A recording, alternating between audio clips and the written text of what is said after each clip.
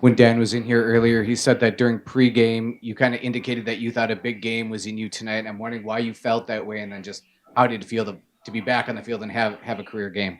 Yeah. I think from pregame, I didn't felt that good in a really long time. So I think having some time off allowed me to get my feet back under myself, my body feeling right again. No, I just kind of knew like I was ready to go from the get go. I think everyone knew that. On the left here, James. We talked even going back to the preseason about how this offense this year would probably use a little bit more 12, maybe even a little more 21. Tonight, I think, was the first instance of you guys running majority, not in 11 in a whole game. How key are you to that and your whole room to making it that way? I mean, 14 catches for tight ends, that legitimately, that might be a program record. Yeah. I think it just shows the guard versatility that we have in our room and in the running back room as well. Even if we're in 21, 12, 13, we still have the ability to play in open sets. I feel like that opens a lot for everyone. So, like I said, just everyone knowing what to do and just being versatile is huge. And I think we displayed what we're capable of. All right, Zach. Your game time decision last week. How early on this week did you know that you'd be able to play in this game? Yeah, I would say like beginning of the week I kind of knew.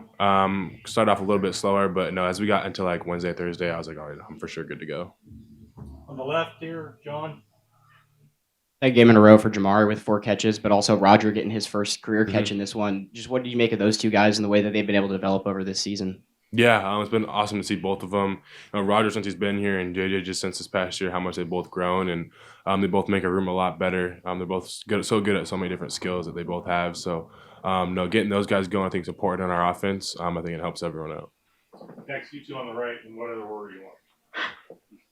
What makes this 2-minute offense so effective? It was effective with Jamari last week, and then both you guys in it this week making catches. Just I know you guys drill it, but what makes it so effective on the field? Yeah, I think you said it. Though I don't think anyone does 2 minutes as much as we do. I think Lenny makes sure of that. So no, I think it's just repetition. And when we get into the game, it's just like practice. Next. On that one drive, you had a nice, powerful run. It looked like you scored, and the replay review confirmed you were down at the 3, and then you come back very next play, get to the end zone. What was your mindset through that whole sequence? Yeah, it's kind of like a high energy play. I didn't know if your helmet hit the ground, you were down, but now I do. So no, I think it was a good play. I'm unfortunate that my helmet hit the ground, but it is what it is. Back left, Matt. How often did you guys check weather reports for today being a dry day or a wet day, and just how does it feel for the offense just be able to showcase the full extent of what you could do with whether or not dictating the offense a little bit? Yeah, we don't check it too much, but when it comes around to game time, we find out it's not going to rain. It obviously helps everyone out. So, no, just giving us the ability to go out there and throw the ball and not have to worry about sliding. And the past couple games have been crazy weather, so no, it's been nice to have a nice weather game for sure. 306 yards, 2 touchdowns, 27 for 30. What are your thoughts on Dante Moore's performance and just in general how he played? Yeah, it's just incredible what he does and what he continues to do. Anyway, like I said, what he kind of continues to do just kind of proves, what player he is, what person he is. He's a fun guy to be around, and the energy he brings to the offense and just the rhythm he gets us in is huge. Chris in the back. Sorry. Chris. Watching Noah, barrel through, fight through 7 guys and get into the end zone. What does that do just to inspire the rest of you guys? I know your play came a little bit after that, where you fight your way into the end zone too. What's it like watching a teammate make a play like that? Yeah, I think like watching like Noah and Jordan is huge. Those two to never go down on first contact. So just kind of having that mentality. Everyone's kind of say I was soft because I started jumping over people. So I kind of had the mentality I need to go run someone over. So there it was. Thanks.